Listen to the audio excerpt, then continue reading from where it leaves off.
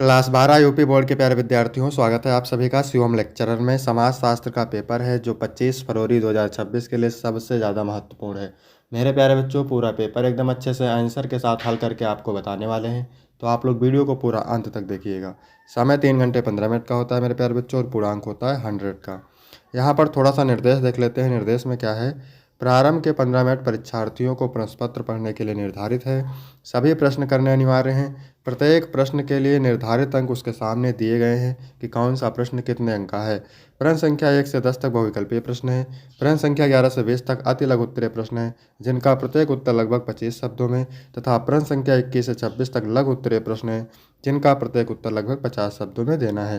प्रश्न संख्या 27 से 29 तक दीर्घ उत्तरीय प्रश्न है, जिनका प्रत्येक उत्तर लगभग 150 शब्दों में देना है। तो सभी लोग वीडियो को लाइक करेंगे, चैनल पर नए होंगे चैनल को सब्सक्राइब करेंगे, शेयर करेंगे। चलिए वीडियो को शुरू करते हैं। सबसे पहले बहुविकल्पीय प्रश्न। प्रश्न नंबर 1 है मेरे प्यारे बच्चों, निम्न में से कौन सा आश्रम अधिक महत्वपूर्ण है? ब्रह्मचर्य, गृहस्थ, वानप्रस्थ, संन्यास। तो गृहस्थ आश्रम जो है सबसे अधिक महत्वपूर्ण है। बी ऑप्शन राइट हो जाएगा। इसके बाद यहाँ पर इंपॉर्टेंट पॉइंट है, इसको देख लेते हैं। राष्ट्रवाद का जन्म उपनिवेशवाद के परिणाम स्वरूप हुआ। प्रश्न परीक्षा में पूछता है राष्ट्रवाद का जन्म किसके परिणाम स्वरूप हुआ, तो आपको बताना उपनिवेशवाद के। धर्म का सामाजिक सिद्धांत किसने दिया? दुर्खीम ने। धर्म का सामाजिक सिद्धांत दुर्खीम ने दिया, ध्यान रखेंगे। इंडियन सोसाइटी नामक पुस्तक के लेखक कौन है? S C Dubey. यानी इंडियन सोसाइटी नामक पुस्तक की रचना किसने किया? एस सी दुबे ने। प्रिंसिपल ऑफ सोशियोलॉजी के लेखक हर्बर्ट स्पेंसर है, ध्यान रखेंगे। इसके बाद प्रश्न नंबर 2 है, द डिसेंट ऑफ मैन किसकी कृति है? राल्फ लिंटन की। कमेंट करेंगे टाइलर की, मॉर्गन की, चार्ल्स डार्विन की। तो the descent of man Charles Darwin की रचना है। डी ऑप्शन राइट हो जाएगा। इसके बाद प्रश्न नंबर 3 है, ग्रामीण नगरीय शहर की अवधारणा क्या है? पूर्ण ग्राम्यता, पूर्ण नगरीयता का सम्मिश्रण, ग्राम्यता एवं नगरीयता का सम्मिश्रण, इनमें से कोई नहीं। तो ग्रामीण नगरीय शहर की अवधारणा है ग्राम्यता एवं नगरीयता का सम्मिश्रण। सी ऑप्शन राइट हो जाएगा। चौथा नंबर है, जनजातीय किस प्रकार का समुदाय है? राजनीतिक, वैज्ञानिक, आत्मनिर्भर, इनमें से कोई नहीं। तो जनजातियां जो है आत्मनिर्भर समुदाय हैं। सी ऑप्शन राइट हो जाएगा। 5 नंबर क्वेश्चन है, भारत में सर्वप्रथम मजदूर संघ की स्थापना कब हुई थी? मार्च 1917, अप्रैल 1918, मई 1919, जून 2020। तो भारत में सर्वप्रथम मजदूर संघ की स्थापना हुई थी मई 1919 में। सी ऑप्शन राइट हो जाएगा। इसके बाद 6 नंबर क्वेश्चन है, अदृश्य हाथ की अवधारणा का संबंध किससे है? आर के ब्राउन से, मार्शल से, स्पेंसर से, स्मिथ से। तो इसका संबंध है स्मिथ से। डी ऑप्शन करेक्ट हो जाएगा। 7 नंबर है, पंचायती राज किस सिद्धांत पर आधारित है? विकेंद्रीकरण पर, केंद्रीकरण पर, लोकतांत्रिक विकेंद्रीकरण पर, लोकतांत्रिक केंद्रीकरण पर। तो पंचायती राज मेरे प्यारे बच्चों लोकतांत्रिक विकेंद्रीकरण पर आधारित है। इसके बाद 8 नंबर क्वेश्चन है, स्वतंत्र भारत में भूमि सुधार का प्रमुख उदाहरण है? कीटनाशक उपलब्ध कराना, कृषि ऋण का प्रावधान, जमींदारी उन्मूलन, सिंचाई की व्यवस्था। तो स्वतंत्र भारत में भूमि सुधार का प्रमुख उदाहरण है जमींदारी उन्मूलन। सी ऑप्शन राइट हो जाएगा। इसके बाद 9 नंबर प्रश्न है, 1999-2000 में भारत के कितने प्रतिशत लोग प्राथमिक क्षेत्र में लगे थे? 60%, 55%, 50%, 45%। तो 1999-2000 में भारत के 60% लोग प्राथमिक क्षेत्र में लगे थे। तो ये ऑप्शन राइट हो जाएगा। फिर 10वां नंबर है, द पानियर नामक समाचार पत्र का प्रकाशन सर्वप्रथम किस शहर में किया गया? तो इलाहाबाद में किया गया। द पानियर नामक समाचार पत्र का प्रकाशन इलाहाबाद में किया गया। 10 बहुविकल्पीय प्रश्न है जो कि मोस्ट इंपॉर्टेंट है। इसके बाद अति लघु उत्तरीय प्रश्न है, ठीक है। तो 11 नंबर प्रश्न है, मोस्ट इंपॉर्टेंट है, लघु समुदाय की विशेषताओं का उल्लेख कीजिए। तो रॉबर्ट रेडफील्ड ने लघु समुदाय की 4 विशेषताएं बताई हैं। पहला है लघुता, दूसरा है विशिष्टता, तीसरा है समरूपता, और चौथा है आत्मनिर्भरता। लघुता, विशिष्टता, समरूपता, आत्मनिर्भरता। इसके बाद 12 नंबर प्रश्न है, लैंगिक असमानता का क्या अर्थ है?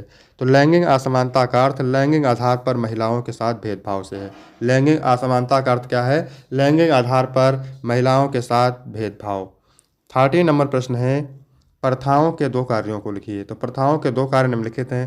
पहला कार्य है, प्रथाएं सीखने के कार्य में मदद करती हैं। प्रथाएं जो हैं सीखने के कार्य में मदद करती हैं। और दूसरा है, प्रथाएं व्यक्तित्व निर्माण में सहायता करती हैं। प्रथाएं व्यक्तित्व निर्माण में सहायता करती हैं। 14 नंबर प्रश्न है, उदारीकरण क्या है? उदारीकरण से तात्पर्य इस प्रक्रिया से है जिसके अंतर्गत अर्थव्यवस्था पर सरकार का नियंत्रण कम हो जाता है। उदारीकरण से तात्पर्य इस प्रक्रिया से है जिसके अंतर्गत अर्थव्यवस्था पर सरकार का नियंत्रण कम हो जाता है तथा अर्थव्यवस्था को बाजार की शक्तियों के नियंत्रण हेतु छोड़ दिया जाता है तथा अर्थव्यवस्था को बाजार की शक्तियों के नियंत्रण हेतु छोड़ दिया जाता है। इसके बाद 15 नंबर है अनुसूचित जातियों की दो समस्याएं बताइए। तो अनुसूचित जातियों की दो समस्याएं निम्नलिखित हैं। पहली समस्या है सामाजिक आर्थिक दृष्टि से उनकी हीन स्थिति। सामाजिक आर्थिक दृष्टि से उनकी हीन स्थिति। दूसरा है धार्मिक आधार पर उनके साथ भेदभाव। धार्मिक आधार पर उनके साथ भेदभाव। इसके बाद 16 नंबर क्वेश्चन है धर्मनिरपेक्षता को परिभाषित कीजिए। तो धर्मनिरपेक्षता एक ऐसे सिद्धांत पर आधारित सामाजिक नैतिकता की एक व्यवस्था है जिसमें धर्म की नैतिकता के मापदंड तथा व्यवहार के निर्धारण के बिना हस्तक्षेप के वर्तमान जीवन तथा सामाजिक कल्याण की भावना पर बल दिया जाता है। धर्मनिरपेक्षता एक ऐसे सिद्धांत पर आधारित सामाजिक नैतिकता की एक व्यवस्था है जिसमें धर्म की नैतिकता के मापदंड तथा व्यवहार के निर्धारण के बिना हस्तक्षेप के वर्तमान जीवन तथा सामाजिक कल्याण की भावना पर बल दिया जाता है। 17 नंबर है परियोजना कार्य का दोष बताइए। तो पहला दोष है ज्ञान प्राप्ति का महंगा विकल्प और दूसरा है परियोजना कार्य के लिए विषय का चुनाव करना कठिन है। ठीक है। इसके बाद 18 नंबर है हरित क्रांति के किन्हीं 3 प्रमुख प्रभावों का वर्णन कीजिए। तो हरित क्रांति के 3 प्रमुख प्रभाव निम्नलिखित हैं। पहला है कृषि उत्पादन में वृद्धि। दूसरा है खाद्यान्न में आत्मनिर्भरता। अगला है उन्नत बीजों और तकनीकों के उपयोग से कृषि क्षेत्र का आधुनिकीकरण। कृषि उत्पादन में वृद्धि, खाद्यान्न में आत्मनिर्भरता, उन्नत बीजों और तकनीकों के उपयोग से कृषि क्षेत्र का आधुनिकीकरण। इसके बाद 19 नंबर है समाज में कानून की क्या भूमिका है। तो कानून समाज के में लोगों के अधिकारों को मान्यता प्रदान करने और कर्तव्य के निर्धारण में तथा नागरिकों के लिए आचरण के आदर्श स्थापित करने में महत्वपूर्ण भूमिका का निर्वहन करता है।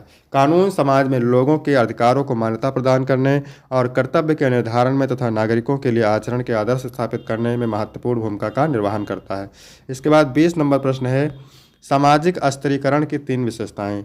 तो पहली विशेषता है सार्वभौमिकता, दूसरी है सामाजिक मूल्यांकन, तीसरा है कार्यों की प्रधानता।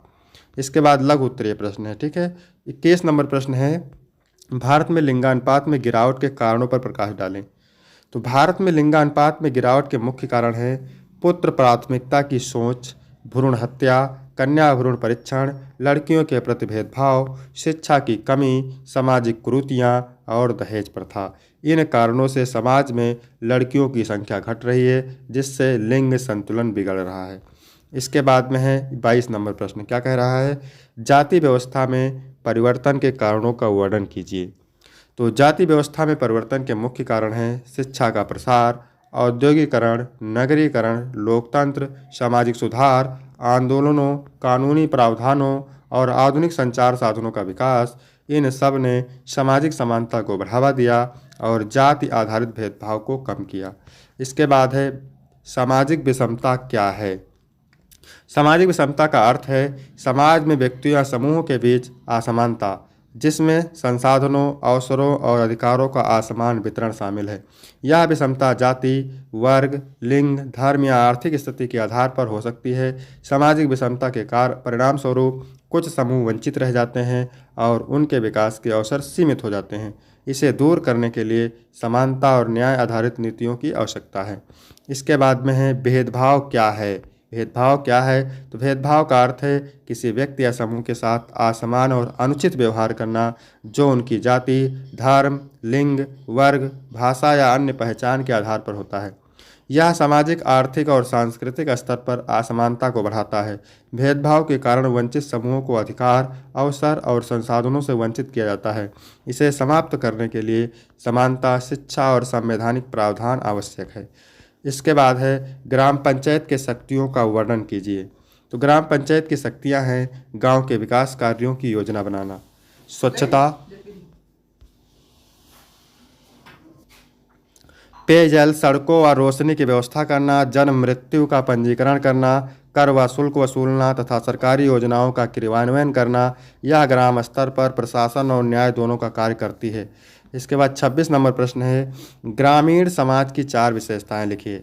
तो ग्रामीण समाज की 4 मुख्य विशेषताएं निम्न हैं। पहला है कृषि प्रधान जीवन, सरलता और पारस्परिक सहयोग, परंपराओं और रीति रिवाजों का प्रभाव, सामूहिकता की भावना, ग्रामीण समाज में लोग प्रकृति पर निर्भर रहते हैं और सामाजिक संबंध घनिष्ठ होते हैं। इसके बाद विस्तृत उत्तरीय प्रश्न है, उत्तर आपको 150 शब्दों में देना है। ठीक है, तो यहाँ पर देखेंगे मृत्यु दर और जन्म दर का क्या अर्थ है। कारण स्पष्ट कीजिए कि जन्म दर में गिरावट अपेक्षाकृत धीमी गति से क्यों आती है जबकि मृत्यु दर बहुत तेजी से गिरती है। तो इसका आंसर है जन्म दर प्रति हजार जनसंख्या पर प्रतिवर्ष जन्म लेने वाले शिशुओं की संख्या को दर्शाती है, जबकि मृत्यु दर प्रति हजार जनसंख्या पर प्रतिवर्ष मरने वालों की संख्या को दर्शाती है। मृत्यु दर तेजी से गिरने के कारण देखेंगे चिकित्सा सुविधाओं में सुधार, टीकाकरण और स्वास्थ्य जागरूकता, पोषण और स्वच्छता में वृद्धि, महामारी और बीमारियों पर नियंत्रण। और जन्म दर धीरे गिरने के कारण क्या हैं? सामाजिक और सांस्कृतिक परंपराएं, बच्चों को आर्थिक संसाधन मानना, शिक्षा और जागरूकता की धीमी वृद्धि, ग्रामीण क्षेत्रों में परिवार नियोजन की सीमित पहुंच। इसलिए जन्म दर में गिरावट अपेक्षाकृत धीमी होती है जबकि मृत्यु दर तेजी से घटती है।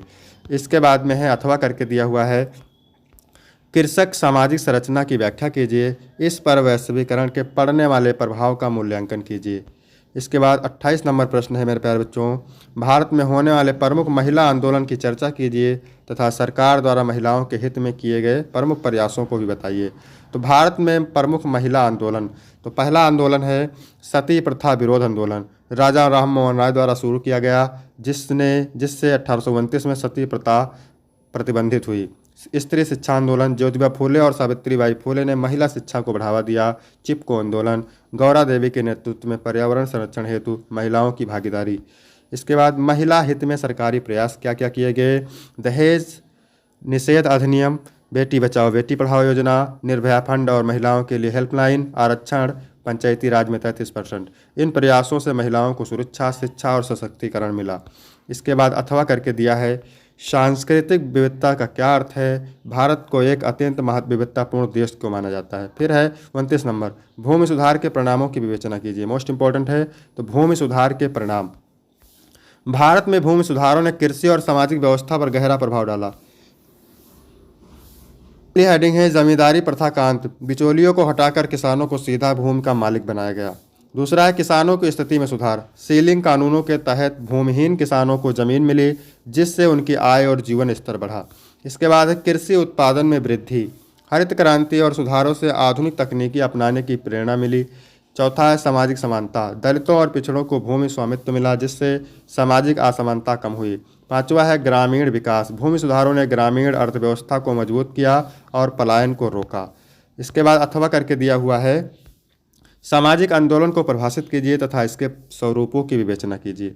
तो यहाँ तक वीडियो कंप्लीट होता है। वीडियो कैसा लगा? वीडियो अच्छा लगा हो तो वीडियो को लाइक करेंगे, चैनल को सब्सक्राइब करेंगे। फिर मिलते हैं आपको अगली वीडियो में, तब तक के लिए जय हिंद जय भारत।